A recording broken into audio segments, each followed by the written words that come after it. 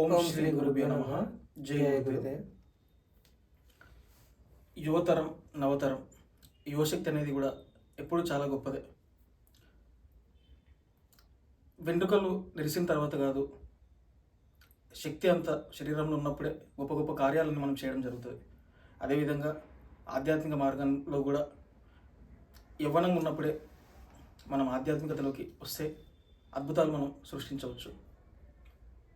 పరిచయం లేని పేరు, టిఎస్ మహాయోగ ఆశ్రమంలో ఎట్లాంటి ఆన్లైన్కి సంబంధించిన వీడియో వర్క్స్ అయినా చేసే వ్యక్తి, గురుమాకు వెన్నుదండుగా ఉండి ఎన్నో వీడియోల్లో మనకు తన మాటల ద్వారా, తన వర్క్స్ ద్వారా మనందరికీ సుపరిచితుడు ప్రదీప్ గారు.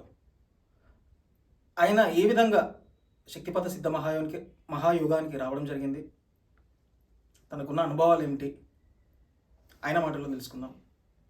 నమస్కారం ప్రదీప్ గారు. నమస్కారం అండి, చాలా బాగా చెప్పారు. మీలా మాట్లాడడం కూడా నాకు రాదు యాక్చువల్లీ. సో ఆధ్యాత్మిక ప్రయాణం యువతరం అన్నారు. యాక్చువల్ నా దృష్టిలో ఏంటంటే ఆధ్యాత్మిక ప్రయాణం వేరు, మన లైఫ్ వేరు కాదు. మన వే ఆఫ్ లివింగ్ ఇలా ఉండాలి. ఇక్కడ ఏంటంటే ఒక సిచ్యువేషన్ ఎలా హ్యాండిల్ చేయాలి, మన మైండ్ సెట్ ఎలా ఉంచుకోవాలి, ఎంతవరకు ఆలోచించాలి, ఎంతవరకు ఆలోచించకూడదు, అసలు మన లైఫ్ అంబిషన్ ఏంటి, అంతా ఎక్కడి నుంచే స్టార్ట్ అవుతుంది. కృష్ణుడు ఇప్పుడు బతికాడండి. సో తను బతికినప్పుడు ఎలా బతికాడు, ఒక మానవుడిలాగా బతికాడు. తను ఆధ్యాత్మిక దేవుడు, తను వేరేగా బతికాడా? లేదు. సో యువతరమైన కాదు, చిన్నప్పటి నుంచి లైక్ మన దగ్గర నుంచి మనం ఈ యొక్క లైఫ్ స్టైల్ని అలవాటు చేసుకోవాలి. సో యువతరం కానీ, వృద్ధతరం కానీ, చిన్నపిల్లలు కానీ అలాంటి ఆధ్యాత్మిక ప్రయాణంకి అసలు డిఫరెన్సే లేదు. సో ప్రతి ఒక్కరు ఒక ఎలా బతకాలి అనేదే ఈ ఆధ్యాత్మిక లైఫ్ అనమాట. సో పర్సనల్గా నా లైఫ్కి వచ్చేసరికి అసలు నేను గురుమాకి ఎలా పరిచయం అయ్యాను, అసలు ఈ వేకి ఎలా వచ్చాను అంత కొంచెం చెప్తాను. ఫస్ట్ ఒక మా చుట్టాల అబ్బాయి ఒకడు వాళ్ళ అన్ని పెళ్లి కోసం కార్డు ఇవ్వడానికి వచ్చాడు. ఓకే. సో తను మా ఇంటికి వచ్చి అక్కడ నుంచి ఇక్కడికి వచ్చాం అనమాట. సో నేను అక్కడ వైజాగ్లో ఉన్నా సరే అగ్నంపూడి మన ఆశ్రమం, టిఎస్ మహాయోగ ఆశ్రమం. అక్కడ నుంచి ఇక్కడికి వచ్చేసి అగ్నంపూడి వచ్చేసి మళ్ళీ గాజువాక వెళ్ళేసి రిటర్న్ వెళ్ళేసి చుట్టూ తిరిగేసి వచ్చాం. ఫస్ట్ ఆఫ్ ఆల్ దీని ద్వారా నేనేం చెప్పాలనుకున్నానంటే ఆధ్యాత్మిక ప్రయాణం అవ్వాలన్నా సరే, మనం గురువుకి ఫస్ట్ పరిచయం అవ్వాలన్నా సరే టఫ్. అంటే కొంచెం సిచ్యువేషన్స్ సహకరించు, అంటే మనం అంత బేగ మోక్షం పొందేస్తాం అంటే ప్రకృతి అంత బేగ ఒప్పుకోరు. సో లైక్ ఇక్కడికి రావడానికి కూడా మనకి కొంచెం అదృష్టం ఉండాలి, అధికారం ఉండాలి. ఫస్ట్ ఆఫ్ ఆల్ నేను వచ్చాను, నాకైతే ఈ ఆధ్యాత్మిక ప్రయాణం అంటే ఏంటో అస్సలు తెలియదు. ఇప్పటికీ కూడా అంటే కంప్లీట్గా తెలియదు యాక్చువల్లీ చెప్పాలంటే. వచ్చినప్పటికైతే అసలు ఏం తెలీదు. అసలు అంటే స్పిరిచువల్ లైఫ్ ఒకటి ఉంటుంది, లైక్ అలా వెళ్ళాలని కూడా తెలియదు. వచ్చాను, గురుగారు కలిశాను, మంచి వైబ్ అనేది ఆటోమేటిక్గా అంటే ఉంటుంది గురుగారి దగ్గర. సో అది కలిగింది. అప్పుడు కొంచెం ఇలా మాటలోనే అంటే స్పిరిచువల్ గురుగారు అని తెలిసింది. అప్పుడు అంటే చక్రాస్ గురించి ఏమని తెలుసు అంటే కొంచెం కొంచెం పేర్లు తెలుసు కానీ నాకేం తెలియదు అమ్మా, తెలియదు గురించి. అంటే ఈ సంవత్సరంలోనే మీరు గురుమాని కలవడం జరిగిందా?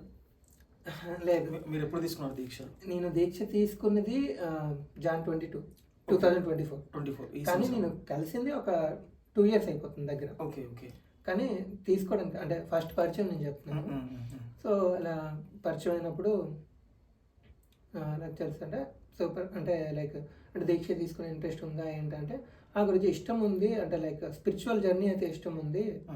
అప్పుడు గురూజీ గారిని కూడా లేదు, నార్మల్గా ఆ సంభాషణ ఇష్టం ఉంది అంటే సరే ఇలాగ ఒక బుక్ ఉంటుంది, బుక్ చదవాలి, అంటే తెలుగు ఉంటుంది, అంటే నాది మదర్ టంగ్ తెలుగు అయినా సరే చదువు మాత్రం మొత్తం ఒడిస్సా. సో నాకు ఒరే బుక్ ఫిజికల్ బుక్ లేక, కాకపోతే అంటే టిఎస్ మహాయోగ మన వెబ్సైట్లోనే దాంట్లోనే ఉంటుందన్నమాట. కానీ నార్మల్ బుక్స్ చదవడానికి టైం తీసుకుంటాం. స్పిరిచువల్ బుక్స్ అంటే ఆటోమేటిక్గా అది డిలే అయిపోతుంది, ఒకటి మాయ ఉంటుంది చదవడానికి. సో అప్పుడు ఆడియోస్ ఉన్నాయి, మీరే చేస్తారు ఆ ఆడియోస్. మీ ఆడియోస్ అంటే మీరు అప్పుడు తెలియదు కదా, లైక్ అంటే ఆడియోస్ విన్నాను. సో అప్పటి నుంచి స్టార్టింగ్ నుంచి ఒకటి 2 ఆడియోస్ వినడం వల్ల అది అలా అంటే కంప్లీట్ చేయడానికి కొంచెం టైం పట్టింది. అయితే ఇదంతా కొంచెం టైం తీసుకుంటుంది, అంటే కలిసినా ఇష్టం ఉన్నా సరే ఆ జర్నీ అంటే ముందుకు వెళ్ళడానికి చాలా టైం తీసుకుంది. ఆ తర్వాత ఇలాగ వెళ్తున్నప్పుడు కూడా గురుగారు కూడా అంటే గురుగారి కృప నా మీద కొంచెం ఉన్నప్పటికి, సో అది నా అదృష్టం. ఏంటంటే అంటే ఒరిస్సా కదా, కొంచెం నువ్వు తీసుకో అంటే ఫర్దర్గా మనకి యూజ్ అవుతుంది, లైక్ నాకు ఇష్టం ఉన్ను అంటే కొంచెం చదువు చెయ్యి అని చెప్పేసేవారు.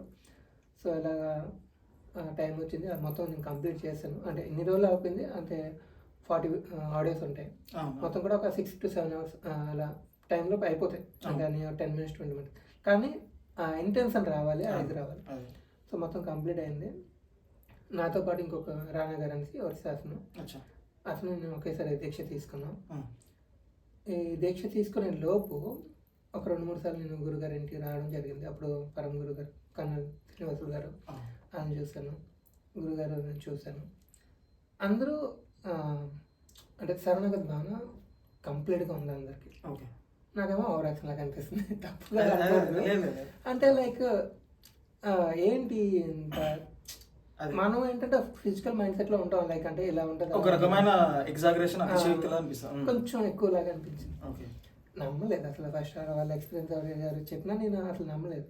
నమ్మడానికి నాకు చాలా టైం పట్టింది అసలు. వన్స్ నేను నమ్మిన తర్వాత కంప్లీట్గా నమ్మాను, బట్ ఆ నమ్మే ప్రాసెస్ కొంచెం టైం పట్టింది.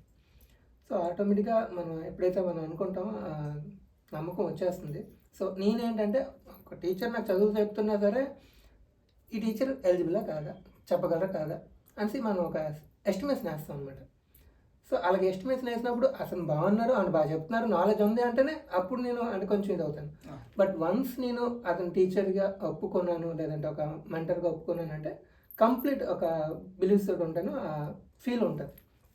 సో మాటల ద్వారా అలాగా ఒక నమ్మకం అనేది కుదిరింది.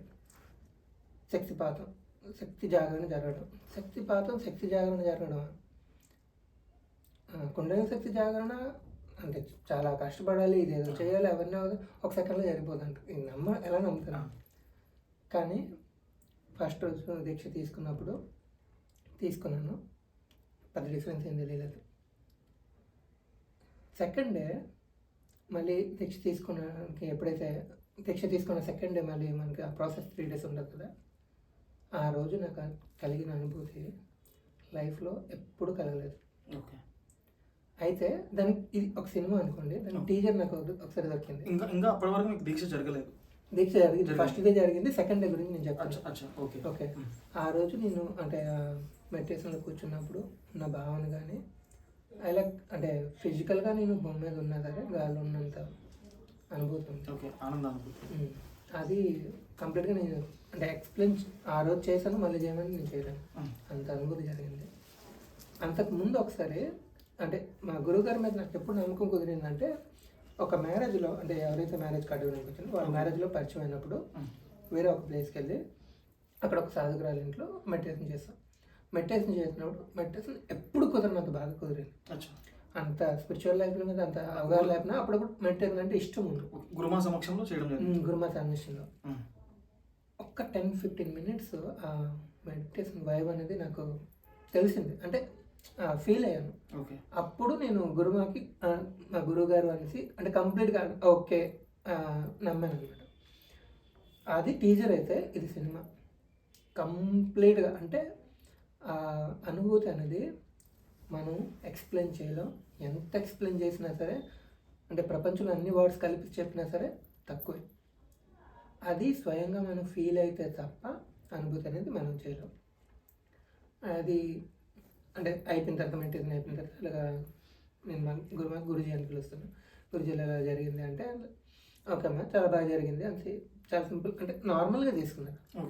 అంటే వాళ్ళకి అన్నీ తెలుసు, వాళ్ళు నార్మల్గా తీసుకుంది. మన ఫీలింగ్ అనేది అల్టిమేట్ ఉంటుంది, అంటే లైక్ వాళ్ళు నోరు తడబడుతుంది, అంత బాగా జరిగింది. ఆ తర్వాత జాన్లో అయిన తర్వాత రోజు మెడిటేషన్ చేయాలి, ఇవన్నీ నాకు అంటే తెలుసు, తెలుసు సాధన చేయాలి తెలుసు, కానీ అంత ఇంటెంటెడ్గా లేకపోయాను, నాకు అంతగా తెలియదు. ఆ తర్వాత ఇలా బట్ సమ్ చేంజెస్ అనేది ఆ రోజు నుంచి స్టార్ట్ అయ్యాయి. ఒకరోజు ఎగ్జామ్స్ ఉన్నాయి, నాకు ఎంకామ్ రీసెంట్గా నేను ఎగ్జామ్ ఇచ్చాను. ఆ టైంలో కొంచెం ఫైనాన్షియల్గా ప్రాబ్లం ఉండి ఒక ద్వారా ఫోన్ వచ్చి కొంచెం ఫైనాన్షియల్ ట్రబుల్ అనేది బాగా ఎక్కువ ఫేస్ చేశాను. ఆ. ఎవరికి కాల్ చేయాలో నాకు అర్థం కాలేదు. అంటే నార్మల్గా నేను కొంచెం స్ట్రాంగ్గా ఉన్నా సరే ఆ టైంలో ఎవరికి కాల్ చేయాలో అర్థం కాలేదు, ఏం చేయాలో అర్థం కాలేదు. గురుమా కాల్ చేశాను. గురించి మాట్లాడొచ్చా, కొంచెం టైం ఉందా అంటే నా ఫీలింగ్స్ మొత్తం అంటే నేను కంప్లీట్గా అంటే ఏడ్చుకొని చెప్పేసాను. ఇలాగ ప్రాబ్లమ్స్ ఉన్నాయి, ఇది నా ప్రాబ్లం ఇది అని చెప్పేసి నేను చెప్పాను. చెప్పిన తర్వాత ఆవిడ విన్నారు. విన్నాక కూడా కొన్ని లైక్ అంటే ఇలా చేయాలి అలా చేయాలి, లైక్ ఎక్కువ స్ట్రెస్ తీసుకోవని చెప్పిన తర్వాత సాధన చేయు, అన్నీ పోతాయి, నాకు చెప్పావు కదా ఇంకా నీకు ప్రాబ్లమ్స్ అన్నీ ఉండవు అని చెప్పారు. రిలీఫ్ ఫస్ట్ అయితే రిలీఫ్ వచ్చింది మాట్లాడిన తర్వాత. ఫస్ట్ ఆఫ్ ఆల్ మనం అంటే హ్యూమన్ టెండెన్సీ ఏంటంటే ఎవరితోనైనా ఒక విషయం చెప్తే మనకి ఒక రిలీఫ్ వస్తుంది. మనకి జడ్జ్ చేయకుండా మన ప్రాబ్లమ్స్ విన్న వాళ్ళకి ఇంకా ఎక్కువ రిలీఫ్ వస్తుంది. ఆ రిలీఫ్ ఫస్ట్ వచ్చింది. కొంచెం ఎగ్జామ్ మీద కాన్సన్ట్రేషన్ పెట్టేసి 5 days ఎగ్జామ్ ఎగ్జామ్ వచ్చేసిన తర్వాత నాకు ఏదైతే ప్రాబ్లం ఉన్నో కంప్లీట్గా పోయిందని చెప్పను. But the effect of the problem అనేది 95% అనేది తగ్గిపోయింది. ఓకే, ఒక రకమైన ఉపశమనం దొరికింది. అంతే. ప్రాబ్లం పెద్దగా మనం అంటే సిచ్యువేషన్ దగ్గరగా ఉన్నప్పుడు ఏదైనా మనకి ఎక్కువ పెద్దదిగా కనిపిస్తుంది, బట్ అదేది చాలా కంప్రెస్ అయిపోయింది. ఆ తర్వాత కూడా ఇలా కొద్ది రోజులు అంటే వెళ్ళి కొంచెం రావడం చేయడం చేశాను. ఒక బుక్ అడిగాను, నాకు యాక్చువల్ తెలియదు, చదవడం కూడా రాదు. హై లెవెల్ బుక్ ఒకటి అడిగాను. ఆ బుక్ తీసుకున్న తర్వాత ఈ సాధనకి అన్నిటికీ డిటాచ్ అయిపోయాను. ఒక 1 month 15 and 45 days వరకు. ఎవరితో? గురుమాతో తీసుకున్నారు. గురుమా దగ్గర నేను బుక్ తీసుకున్నాను. అప్పుడే చెప్పారు, అరే నీకు అది అంటే నీ పవర్ కాదు, అది ఇప్పుడు వద్దు తీసుకోవద్దని చెప్పా. నా గురించి నేను ఒకసారి చూస్తానంటే సరే తీసుకెళ్ళాను. ఆ బుక్ తలకు పవర్ ఎలా ఉందంటే 45 days వరకు ఇప్పుడు కంప్లీట్ డిటాచ్ అయిపోయింది. అంటే మనకి సాధనలో కానీ స్పిరిచువల్ లైఫ్లో కానీ అప్ అండ్ డౌన్స్ ఉంటాయి. అప్పుడు అది డౌన్ఫాల్ లాగా తీసుకోవచ్చు. డౌన్ అయిన తర్వాత ఒక కాంటాక్ట్ లేదు. నేను గురుగారు కాల్ చేస్తున్నా, గురుగారు సరిగా ఆ టైంకి బిజీగా ఉంటున్నారు. గురుగారు కాల్ చేసినప్పుడు నేను కొంచెం అంటే లిఫ్ట్ చేయలేకపోవడం సిచ్యువేషన్ వెళ్ళడం, బట్ వాట్ ఎవర్ మేబీ కంప్లీట్గా డిటాచ్ అయిన తర్వాత ఆ బుక్ మళ్ళీ తెచ్చి ఇచ్చాను. ఆ రోజు అక్కడి నుంచి వెళ్ళిన తర్వాత ఆ నెక్స్ట్ డే సాధనలో కూర్చుంటే తెలియని అనుభూతి, క్రియాస్ అంటాం నార్మల్గా స్పిరిచువల్ లైఫ్లో, నా బాడీ నా కంట్రోల్లో లేకుండా శక్తి ద్వారా మూమెంట్స్ చేస్తుంది. హెడ్ మూమెంట్ కానీ లేదంటే బాడీ మూమెంట్ కానీ చప్పట్లు కొట్టడం కానీ ఇలా డిఫరెంట్గా చేస్తుంది. అర్థం కాలే. అంటే అసలు ఆ ఫీలింగ్ ఏంటి, అసలు ఇలా ఎలా జరుగుతుంది అంటే నీ ఒక్కరు అంటే పైన ఒక వ్యక్తి, నేను ముందు ఆల్రెడీ మీకు చెప్పాను కదా ఇలాగ అందరూ చేస్తున్నప్పుడు నేను నమ్మలేదని, నా బాడీ అవుతుంది నేనే నమ్మలేకపోతున్నాను. అలా జరిగింది. అసలు అంటే ఇంత పవర్ ఉంటుందా? ఉంటుంది తెలుసు, అంటే మనకి లైఫ్ అనేది ఒక సార్టెడ్ అవుతుంది, అంత దేవుడి దగ్గరికి వెళ్తాం ఇవన్నీ తెలుసు, కానీ ఇంత పవర్ ఉంటుందని నాకు తెలియదు.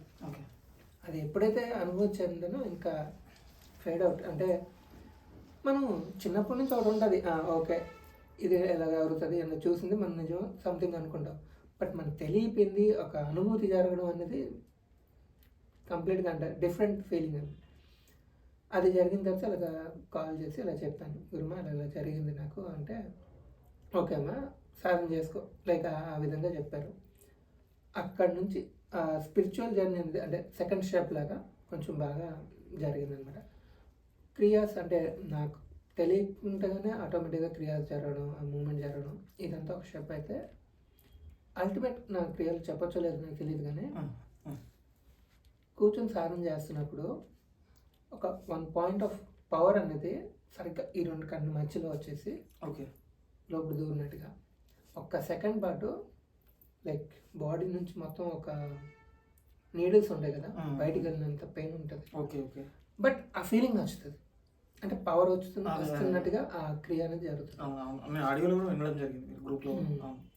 సో ఇవన్నీ జరుగుతున్నప్పుడు ఇంకా కంప్లీట్ ఇంకా శరణగతి భావన, ఇంకా మనకి ఏం ఆప్షన్ ఉండదు, ఇంకా నమ్మకపోవడానికి రీజన్ ఉండదు, ఇంకా ఏం ఉండదు.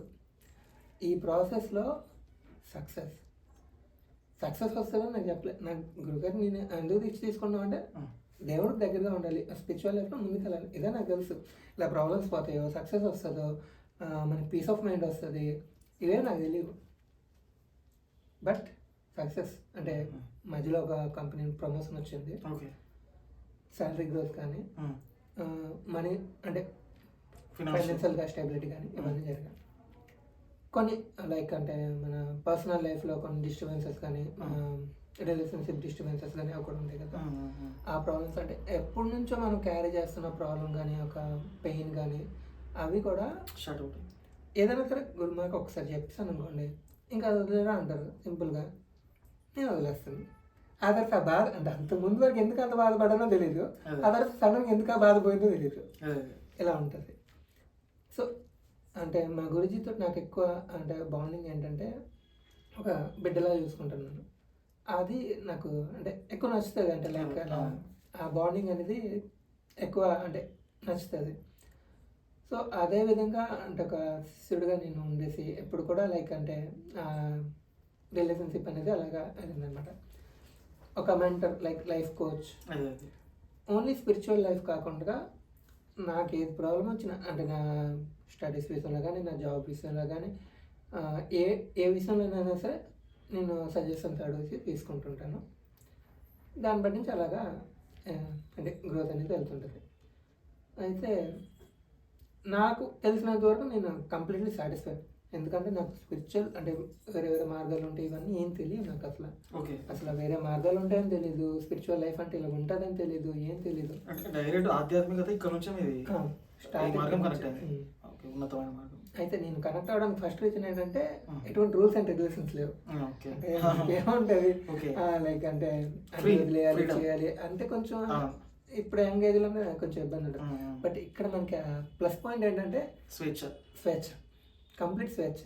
బట్ ఏంటంటే మనకి తెలిసి తెలియక అవన్నీ మనకి అంటే జస్ట్ ఎలా ఉంటుంది ఏంటిది దీనికంటే అది నథింగ్ అన్నట్టుగా అనిపిస్తుంది. సో ఓవరాల్గా జర్నీ చెప్పాను అంటే నాకు జరిగిన దాంట్లో ఒక 20-30% అది కూడా చెప్పుంటాను లేదా కానీ, బట్ ఫీల్ అనేది చాలా ఎక్కువ ఉంటుంది. చెప్పేది అంటే ఆ టైంకి రావడం గట్రా అలా. అది క్వశ్చన్ నేనే అడుగుదాం అనుకున్నా, మీరే చెప్పేసారు ఆన్సర్. ఇంతకుముందు ఏదైనా ఆధ్యాత్మిక సంస్థలకు వెళ్ళారా? అని ఎక్కడికి వెళ్ళలేదు అసలు. ఆధ్యాత్మిక అంటేనే తెలియదు నాకు యాక్చువల్లీ. ఓకే, రావడమే స్పిరిచువాలిటీ, దీనికి కనెక్ట్ అయ్యారు. ఓకే,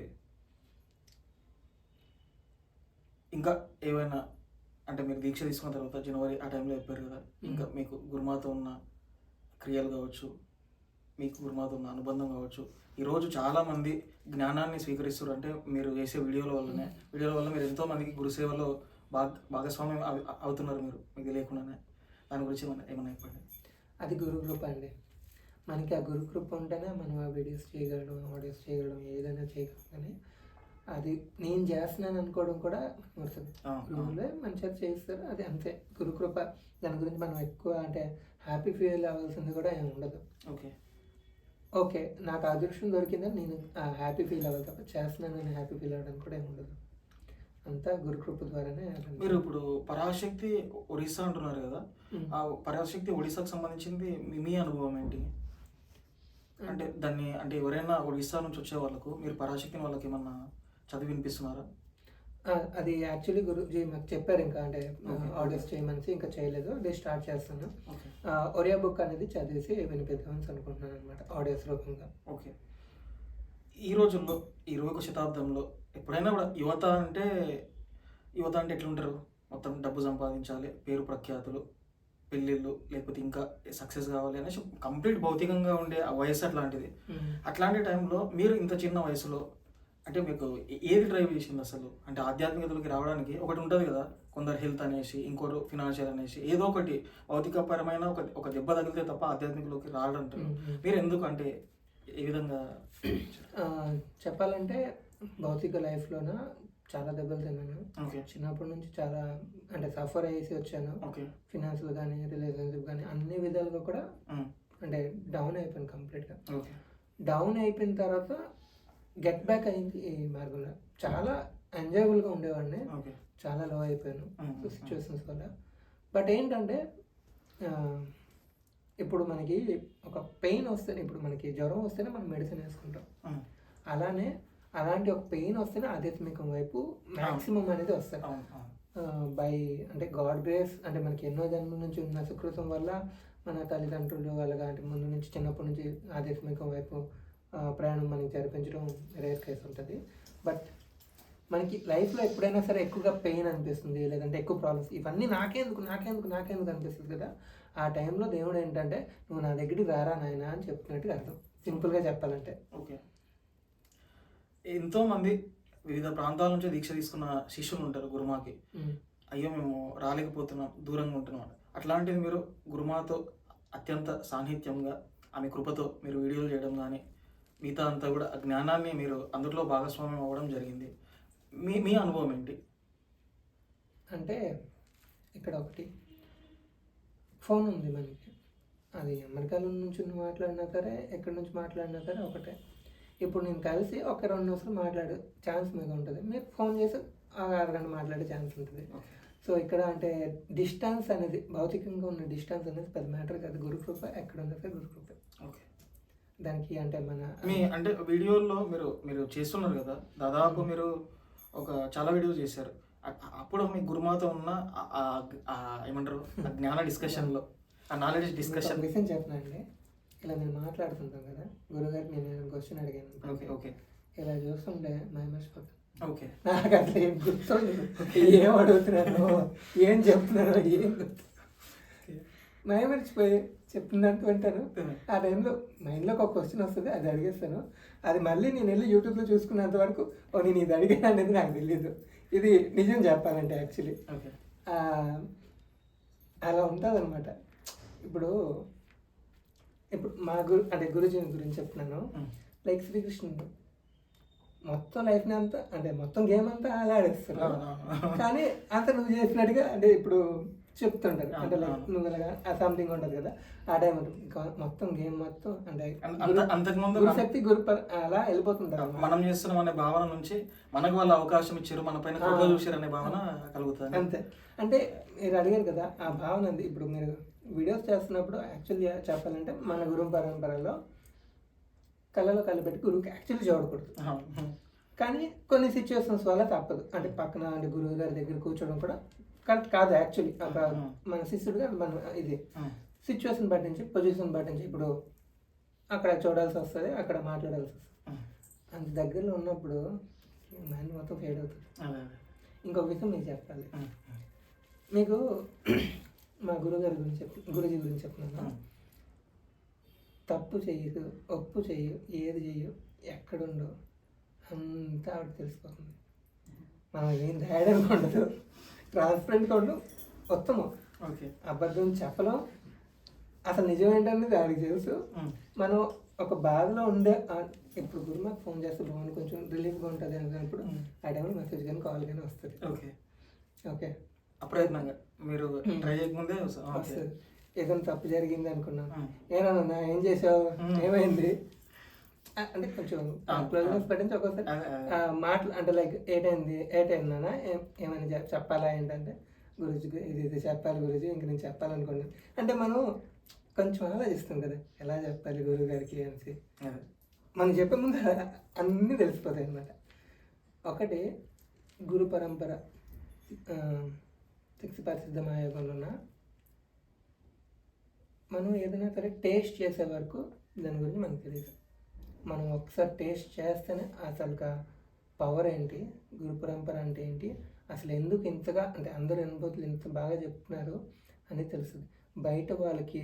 ఇప్పుడు ఓకే కృష్ణుడి రూపం అంటే దేవతా రూపం చూపించినట్టుగా ఇప్పుడు మన సినిమాలో ఏంటంటే ఒక పెద్ద పెద్ద కాళ్ళు పెద్ద పెద్ద చేతులు అలా చూపిస్తారు. రియల్గా కృష్ణుడు అలాగ ఉంటాడా అంటే తెలియదు. అంటే మన మనసులు కాబట్టి మనసులు లేక కృష్ణుడు ఉంటాడని అనుకుంటాం. ఎంత ఎక్స్ప్లెయిన్ చేసినా సరే అది మనం చెప్పలేం. అలాగే ఇక్కడున్న పవర్ ఏంటి, అసలు ఈ శక్తిపాత సిద్ధ మహాయోగం అంటే ఏంటి, గురు శక్తి అంటే ఏంటి, శరణాగతి అంటే ఏంటి, ఇదంతా కూడా మనకి మనం టేస్ట్ చేసినంత వరకు అర్థం కాదు డెఫినెట్గా. ఇప్పుడు వరకు ఎప్పుడు మనం పంచదార అంటే స్వీట్ తినలేదు అనుకోండి, స్వీట్ గురించి ఎవరు ఎంత చెప్పినా మనకు అర్థం కాదు. అలానే ఇది కూడా సేమ్. ఒకటి దీంట్లో నాకు అర్థమైంది ఏంటంటే ఫస్ట్ ఆఫ్ ఆల్ యోగ్యత ఉండాలి. యోగ్యత ఉండే ఈ వీడియోస్ కానీ లేదంటే పరంపర పరిచయం అవడం కానీ జరుగుతుంది. ఆ తర్వాత అదొకటే కాదు, ఇప్పుడు మనం దానికి బుక్ చదవడానికి అవకాశం కానీ చదివే అవకాశం కానీ ఉండాలి. మాయ అనేది చాలా డేంజర్ అండి. బలీయమని. అవును. ఎంత మనం ట్రై చేస్తున్నా సరే మనకి లాగేస్తుంది, అంటే వెళ్ళనవ్వదు అనమాట అదే లోపల. ముందుకు. సో పరంపర పరిచయం అవడం, ఈ బుక్ చదవడం, దీక్ష తీసుకోవడం, ఇదంతా ఒక స్టెప్. చాలా కష్టం. ఇది పాస్ అయ్యామంతా అసలైన ఘట్టం ఇక్కడ స్టార్ట్ అవుతుంది. సాధన, శరణాగతి భావన. మన చిత్తం అంటే మనకి ఎంత శరణాగతి భావన ఉన్నా సరే మనకు ఒక చిత్తం ఉంటుంది కదా, అది ఖాళీ చేయాలి. నాకు సపోజ్ అండి అప్పులు ఉన్నాయి, నేను ఇచ్చేస్తాను, ఈజీగా ఇచ్చేయగలను. ఉమ్. అలాగే నాకు అంటే బ్యాడ్ కర్మలు ఏమన్నా అంటే ఈజీగా ఇచ్చేస్తాను. కానీ గుడ్ కర్మలో ఫస్ట్ డౌట్ అది వస్తుంది. నేను ఇంత మంచి పనులు చేశాను కదా, మరి అవన్నీ ఏం చేయాలి, అవి కూడా ఇచ్చేయాలా? అది ఫస్ట్ దాటాలి. ఉమ్. ఇచ్చేయడం అంటే మొత్తం మూట. సబ్మిట్ చేసి అదే అదే. అది చేసి ఉమ్. అంటే గురు కృపతోటి గురు పాదాలను పట్టుకొని ముందుకు వెళ్ళి మోక్షం పొందాలంటే ఇంటెన్షన్ గట్టిగా ఉండాలి, అదృష్టం కంప్లీట్గా ఉండాలి, గురు కృప 100% ఉండాలి. ఇవన్నీ కావాలంటే గురుదేవులు మొక్కుకోవాలి. ఇదే నేను చెప్పగలను. చాలా అద్భుతం. అండ్ మీరు ఇప్పుడు మనం ఈ చిత్తం అని మోక్షం అని పెద్ద పెద్ద పదాలని టర్మినాలజీ అంతా మీరు ఇక్కడ ఇంతకుముందు ఈ మాటలు ఎప్పుడైనా విన్నారా? ఇక్కడికి వచ్చిన తర్వాత క్లారిటీ వచ్చింది. అసలు నాకు తెలియదు చిత్తం అంటే ఏంటో కూడా తెలియదు. చిత్తం అని ఒక వాడు ఉంటుందని కూడా తెలియదు నాకు. చిత్తం అసలు చిత్తం అంటే ఏంటి నేను అడిగిన క్వశ్చన్, చిత్తం అంటే ఏంటి గురించి అంటే అప్పుడు చెప్పారనమాట. అంటే మనకి ఉన్న బుద్ధి, సంస్కారాలు, పూర్వజన్మ నుంచి వచ్చినవి అన్నీ కలిసి, అంటే మనసు అన్నీ కలిసి ఒక చిత్తం ఉంది. అంటే అంటే ఇప్పుడు మనసు బుద్ధి వేరే అనుకుంటాం, కాకపోతే అవి వేరే వేరే చిత్తం ఒక వేరే వేరే రూపాలని కూడా నాకు తెలియదు. అసలు ఆ స్పిరిచువాలిటీ అంటేనే తెలియదు అండి. అలాంటి ప్లేస్ నుంచి కొద్ది కొద్దిగా ఇప్పుడు నేర్చుకుంటాను అనమాట. అలా మీరు ఇందాక చెప్పారు ఒక పుస్తకం వద్దన్నారు అని నేనే వెళ్ళి చదివిన అది అన్నారు కదా. అయితే మన పరంపరలో చాలా, మన గురు పరంపరలో చాలా పుస్తకాలు ఉన్నాయి. పుస్తకాల పట్ల మీరు ఏం చదివారు అసలు? మీ పుస్తక పఠనం, లేకపోతే మీకు మీకు నచ్చిన పుస్తకం ఏంది, దానికి సంబంధించిన కూడా చెప్పండి. చెప్పాలంటే నేను అంటే పరాశక్తి బుక్ తప్ప ఇంకేం చదవలేదు యాక్చువల్లీ. ఓకే. బట్ నేను నాలెడ్జ్ గెయిన్ చేయడం అంటే లైక్ వీడియోస్ చూడడం, యూట్యూబ్లో వీడియోస్ చూడడం, ఇలానే ఎక్కువ. అంటే మెయిన్ ప్రాబ్లం వచ్చేసరికి నాకు తెలుగు రాదు, చదవడం రాదు. అందుకే నా బుక్స్ ఏమి కూడా అంతగా తెలియదు. మీ ద్వారా మీరు ఏదైతే బుక్స్ ఇప్పుడు చదివి చెప్తారో అవి వినేసి నేర్చుకోవడం తప్ప చదవడం అంటే నాకు అంటే మేము ఒడిస్సాలో మీరు చదవడం అంతా కూడా నాకు చదవడం ఓకే. కాకపోతే ఇక్కడికి వచ్చి ఒక 10 years అని సెటిల్ అయిపోయింది అనమాట. ఓకే. ఇంట్లో వాళ్ళు తెలుగు, బట్ చదువు అనేది ఒడియా. అలా చాలా సంతోషం ప్రదీప్ గారు. అంటే మీ మాటల ద్వారా మీ అనుభూతి అంతా కూడా అర్థమవుతుంది.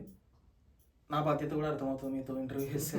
ఎంతమందికి ఇదవుతుందంటే ఎవరి అంటే ఈ సృష్టిలో ప్రతి ఒక్కరు కూడా యూనిక్స్, విలక్షణమైన వాళ్ళు అంటారు. గురుమా కూడా చాలా సందర్భాల్లో ఎవరి తమ్ ఇంప్రెషన్ ఇంకోరిలా ఉండదు, ఎవరి ఐబాల్ ఇంకోరిలా ఉండదు. అంటే ఎవరికి వాళ్ళు విలక్షణమైన వాళ్ళు, ఎవరి వరకు వాళ్ళు సక్రమంగా చేసుకుంటూ పోతే గురుమా పాదాల పట్ల మనకు ఆ శరణాగతి లభిస్తే అంతకంటే మించింది ఏది లేదు. చాలా సంతోషం, చాలా ధన్యవాదాలు మీ అమూల్యమైన అనుభవాలు మాతో షేర్ చేసుకున్నందుకు. గురు కృపతో, అఖండ గురు సత్తాతో ఆధ్యాత్మికంగా మీరు ఉన్న స్థాయికి ఎదగాలని కోరుకుంటూ జై గురుదేవ్. జై గురు.